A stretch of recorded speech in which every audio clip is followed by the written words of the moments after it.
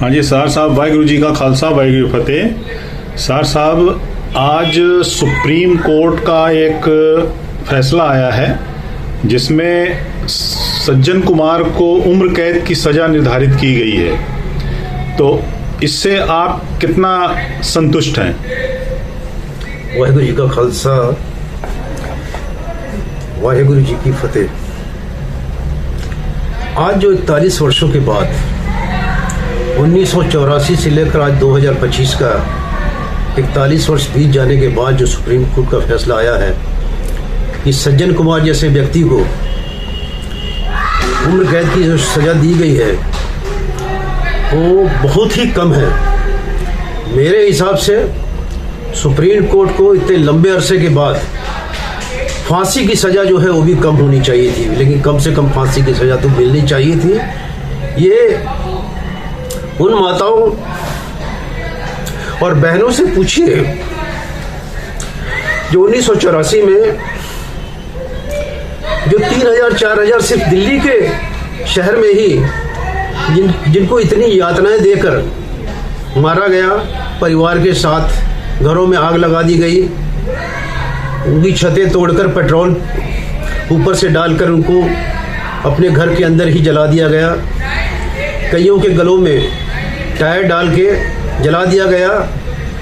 यानी कहने का तात्पर्य यह है कि जितनी अधिक से अधिक संख्या में सज्जन कुमार के गुंडों ने, जिन्होंने बाहर से लाके जमुना पार से लाके गुंडों को लाके सिखों के घरों को निशान लगा के पहले एक दिन पहले कहा गया कि ये सिखों के घर है, इनको जो जलाना है, इनके परिवार को खत्म करना है। क्या सुप्रीम कोर्ट इसी दिन का इंतजार कर रहा था कि इसको उम्र कैद देने के लिए? मैं तो कहता हूं कि फांसी की सजा भी सज्जन कुमार के लिए बहुत कम है और इसको 41 साल के फैसले के बाद मैं संतुष्ट नहीं हूं। मैं तो चाहता हूं कि फांसी की सजा देनी ही चाहिए थी हर हालत में, उससे कम कुछ नहीं होना चाहिए था। ये जो सुप्रीम कोर्ट फैसला है मैं उससे बिल्कुल संतुष्ट नहीं हूं। इतनी यातनाएं देकर सिखों के परिवारों को जो मारा गया, दिल्ली के अंदर में 3000-4000 सिख जो है उनके परिवारों को मारा गया है, ये बहुत ही मैं संतुष्ट नहीं हूँ। ये सुप्रीम कोर्ट का फैसला मुझे अमान्य है। ये फांसी की सजा जो है कम से कम सज्जन कुमार को मिलनी चाहिए थी। आज बहुत ही दुखी हो गए जो जिनके परिवार के लोग जो हैं, बच्चे और महिलाएं और लोग जो मारे गए हैं दिल्ली के। मुझे लगता है इस फैसले से बिल्कुल नाखुश होंगे और मैं भी नाखुश हूँ। फांसी की सज़ा मिलनी चाहिए थी। मुझे इस बात से मैं असंतुष्ट हूँ कि उसे उम्र की कैद की सज़ा दी गई है। इसको फांसी की सज़ा में बदलना चाहिए और फांसी देनी चाहिए ताकि उनकी आत्मा को शांति मिले, जो बिछड़े हुए थे उस समय, जिनको जो है हर तरह की यातना देकर मारा गया।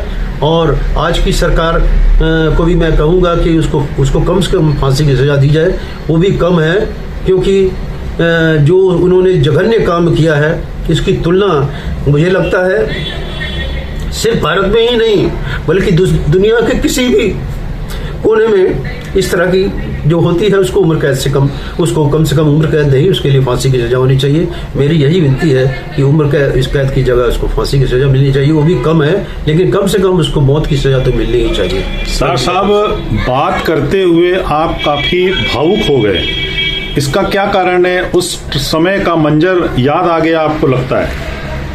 मुझे याद है उस समय मैं 30 वर्ष का था और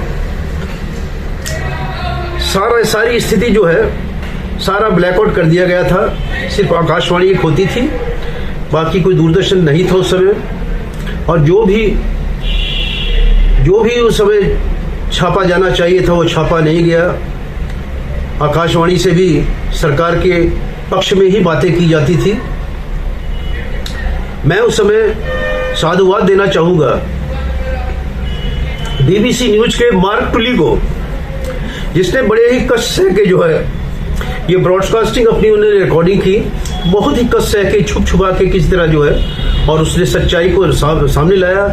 हम लोग भी उस समय BBC न्यूज रात में 11 बजे देखते थे, उससे पता चलता था कि क्या क्या हो रहा है। वरना ये सारी कार्रवाई जो है सरकार की हुई थी उस समय किसी को कुछ पता नहीं लगता, लेकिन बीबीसी के मार्क टुली जो संवाददाता थे, उन्होंने सच्चाई जो है दुनिया के सामने लाई है, और उनकी बहुत सारी किताबें भी ऐसी हैं जिससे पता चलता है कि कितना मतलब कि जघन्य अपराध दिल्ली में, कानपुर में, बोकारो में और दूसरे शहरों में, जमशेदपुर में कुछ एक घटना हुई थी।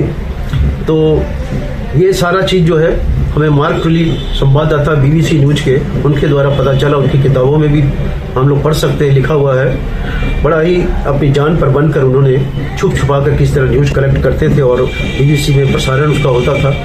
तो ये एक दुनिया के सामने ऐसा अपराध है कि किसी निरीह व्यक्तियों को, महिलाओं को, बच्चों को इस तरह मारना, ये कहीं इसका उदाहरण दूसरी जगह नहीं मिल सकता है। इस तरह का जो कार्य हुआ है और उस पर उम्र कैद की सजा देना सुप्रीम कोर्ट के द्वारा, मैं समझता हूँ, मैं उससे संतुष्ट नहीं हूँ। कम से कम फांसी से कम तो उससे किसी तरह का कोई स्वीकार्य नहीं था।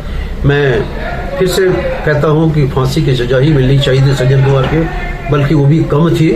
और अब तो सुप्रीम कोर्ट ने चूंकि फैसला दे दिया है उम्र कैद का, तो अब कुछ हो नहीं सकता है।